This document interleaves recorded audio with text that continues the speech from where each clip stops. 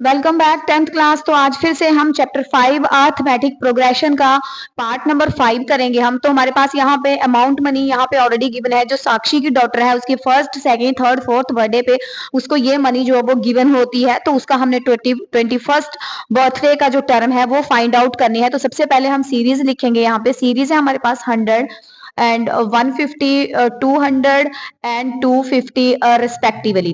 तो ये यहाँ पे हमारे पास सीरीज है।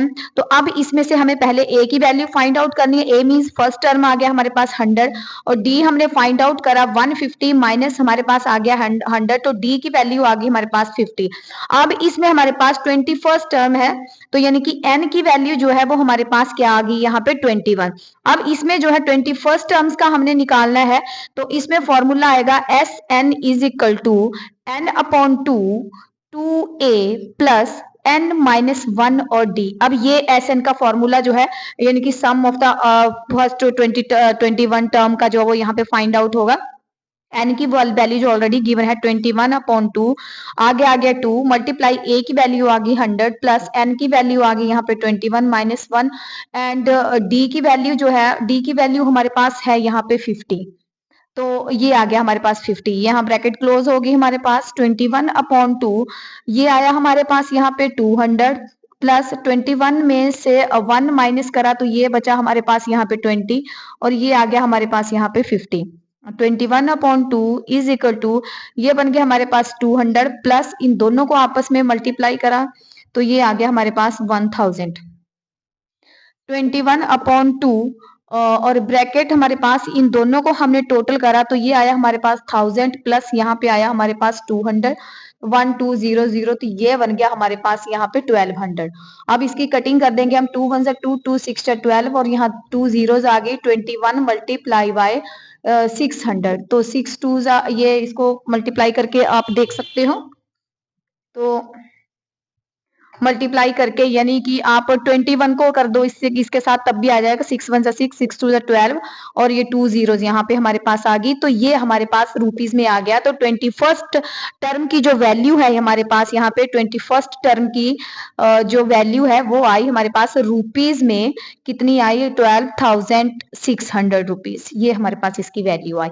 इसी तरह इसका नेक्स्ट क्वेश्चन है हमारे पास कि if the sum of the 14 term of N AP is इतना है 1050 है एंड इट्स फर्स्ट टर्म जो है वो 10 है। तो फाइंड द 28 टर्म। इसमें हमने जो फाइंड आउट करनी है तो 28 टर्म जो वो लास्ट में फाइंड आउट करेंगे। जब इसका हम सोल्यूशन करेंगे तो सबसे पहले यहाँ पे फर्स्ट टर्म का मतलब है ए। तो ए की वैल्यू हमारे पास ऑलरेडी गिवन है यहाँ पे टर्म 10। तो ये फर्स्ट टर्म की वैल्यू आ गई हमारे पास। तो यहाँ पे डी नहीं है हमारे पास। डी जो है वो हमें यहाँ पे फाइंड आउट करना है। उसके बाद ये यहाँ पे है सम ऑफ द 14th टर्म यानी कि सम ऑफ द 14th टर्म यानी कि एस एन जो है उसकी टोटल वैल्यू जो है एस एन की टोटल वैल्यू जो है वो 1050 है यहाँ पे। और यहाँ पे एन की वैल्यू भी हम क्या लेंगे यहाँ पे 14। एन की वैल्यू जो वो 14 है और टोटल जो एस एन की वैल्यू है वो 1000 यहाँ पे 50 है। तब इसका सोल्यूशन करेंगे same process. S N is equal to यहाँ पे एन अपॉन 2 और bracket 2a plus N minus 1 और यहाँ पे आ गया आपके पास यहाँ पे आ गया आपके पास ये d।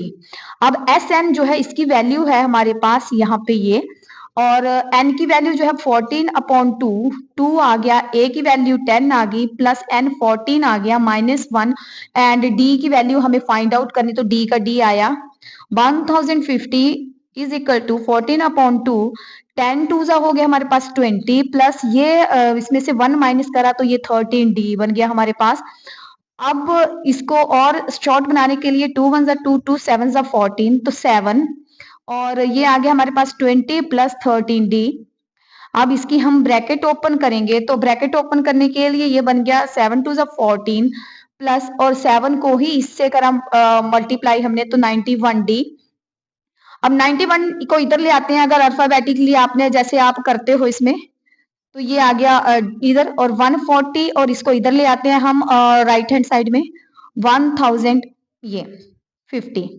91D is equal to 1050 में से हम 140 माइनस करते हैं तो 0, 1 एंड 9, तो माइनस का 910 बिकॉज बिगेस्ट के साथ माइनस है, कट हो गया। D is equal to 910 divided by 91, cutting करके आ गया आपके पास यहाँ पे 10। तो इस तरह से हमारे पास D की वैल्यू कितनी आ गई 10। अब D हमारे पास यहाँ पे फाइंड आउट हो गया। अब नेक्स्ट हमने निकालनी है 20th टर्म। तो 20th टर्म निकालने के लिए हमारे पास फॉर्मूला है an is equal to a plus कौन सी टर्म निकाल रहे हैं हम 20th term a plus n minus 1 and d। an जो है हमारे पास यहाँ पे n की वैल्यू जो है वो हम कितनी लेंगे यहाँ पे 20 इज इक्वल टू ए की वैल्यू जो है वो ऑलरेडी हमारे पास यहाँ 10 है प्लस एन की वैल्यू आ गई 20 माइनस 1 और डी की वैल्यू यहाँ पे हमने फाइंड आउट कर ली है 10। तो A20 is equal to 10 plus अब ये इसमें से इसको माइनस करा तो ये बचा हमारे पास 19 और ये आ गया 10। तो A20 is equal to 10 plus 190, तो A20 इज इक्वल टू कितना आ गया हमारे पास ये 200। तो इस तरह से हमारे पास जो 20th टर्म है वो कितनी आई हमारे पास यहाँ पे 200, और इस तरह से आपका सम जो है वो सॉल्व होता है। थैंक यू सो मच बेटा।